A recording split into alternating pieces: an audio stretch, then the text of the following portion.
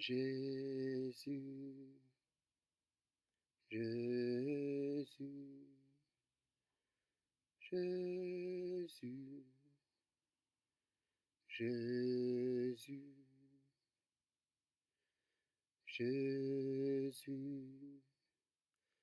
Jésus, Jésus, Jésus.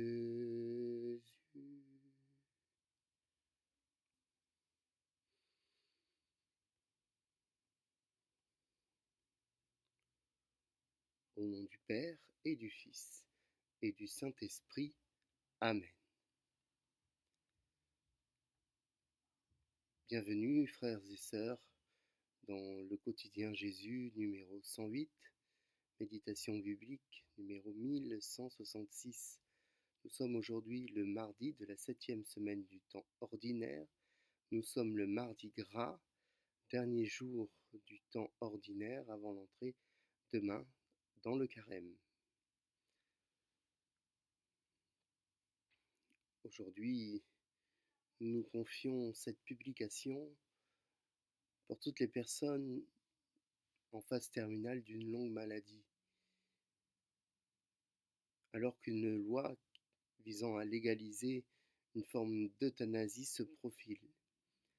Prions le Seigneur pour que la recherche sur la prise en charge de la douleur et de l'angoisse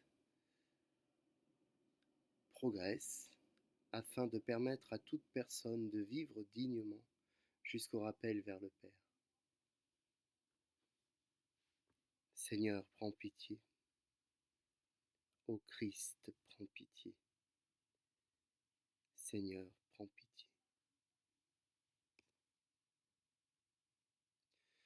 Chers frères et sœurs, l'exercice que je me suis fixé de vous lire, le fruit de ma méditation, m'apporte de nombreux enseignements, et notamment un constat. Il y a dans chaque entreprise la tentation d'enrobage, comme si le superflu apporté aux mots pouvait les rendre plus nobles. Il n'en est rien. Preuve en est dans la parole de notre Seigneur Jésus, dont les phrases étaient vives et tranchantes. Aussi, à la veille de l'entrée dans le carême, il me semble important de revenir à un certain essentiel pour que le temps gagné dans la lecture, trop longue, soit investi dans la prière personnelle.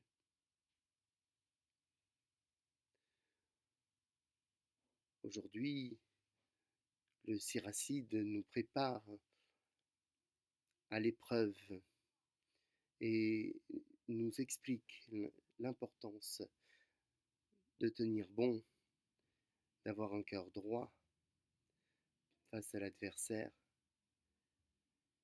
d'accepter l'humiliation. Cela nous évoque évidemment le carême qui arrive. Nous lisons l'évangile de Jésus-Christ selon saint Marc. En ce temps-là, Jésus traversait la Galilée avec ses disciples, et il ne voulait pas qu'on le sache, car il enseignait ses disciples en leur disant : Le Fils de l'homme est livré aux mains des hommes, ils le tueront, et 3 jours après sa mort, il ressuscita. Mais les disciples ne comprenaient pas ces paroles, et ils avaient peur de l'interroger. Ils arrivèrent à Capharnaüm, et, une fois à la maison, Jésus leur demanda : De quoi discutiez-vous en chemin ? Ils se taisaient, car en chemin, ils avaient discuté entre eux pour savoir qui était le plus grand. S'étant assis, Jésus appela les 12 et leur dit : Si quelqu'un veut être le premier, qu'il soit le dernier de tous et le serviteur de tous. Prenant alors un enfant, il le plaça au milieu d'eux, l'embrassa et leur dit : Quiconque accueille en mon nom un enfant comme celui-ci, c'est moi qui l'accueille. Et celui qui m'accueille, ce n'est pas moi qui l'accueille, mais celui qui m'a envoyé.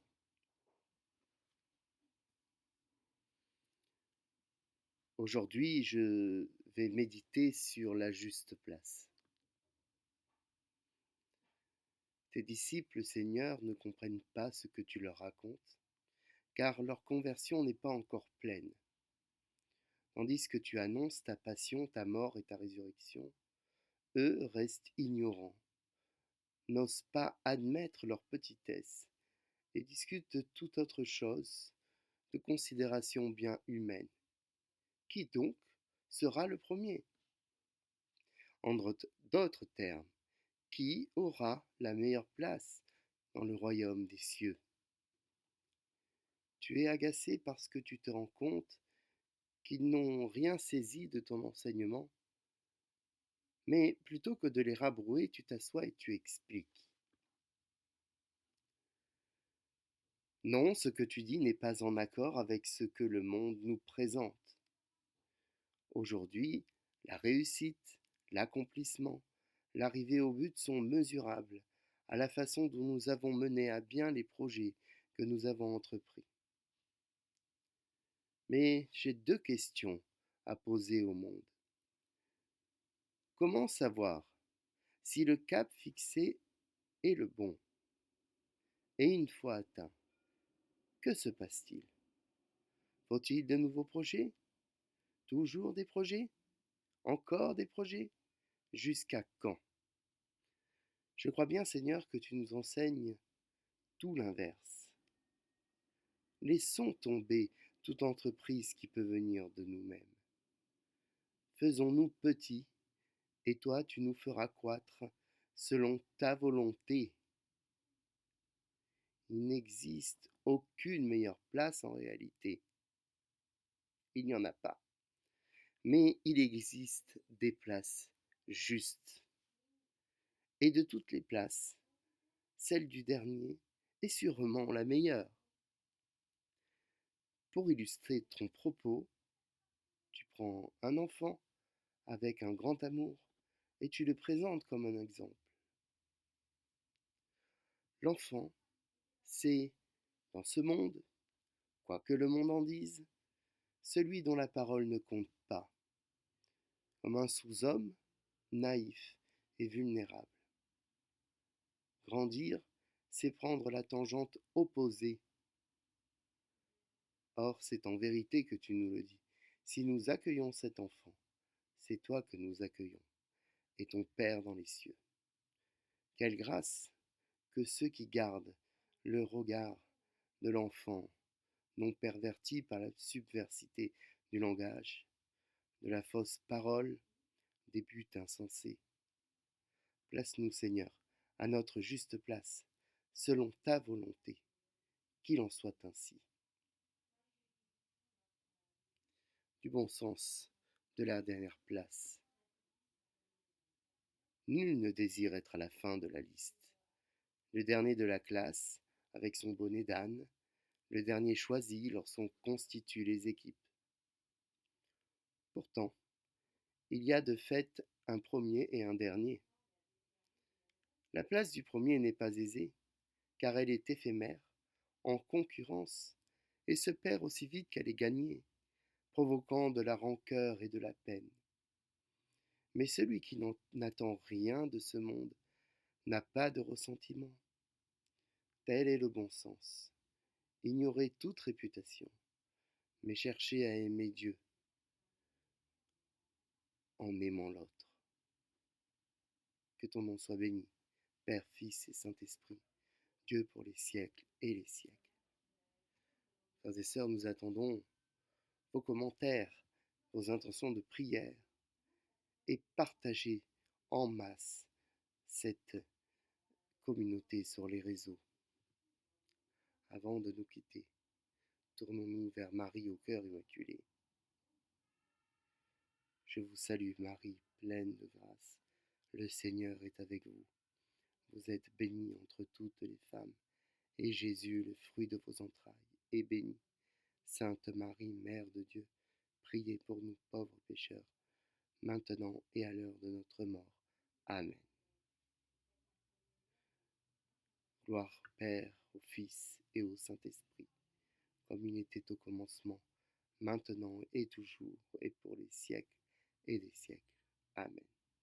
Sainte Marie, Mère de Dieu, Vierge des Vierges, au cœur immaculé, Notre-Dame de la paix, des petits et des pauvres de tous les peuples, prie pour nous qui avons recours à toi.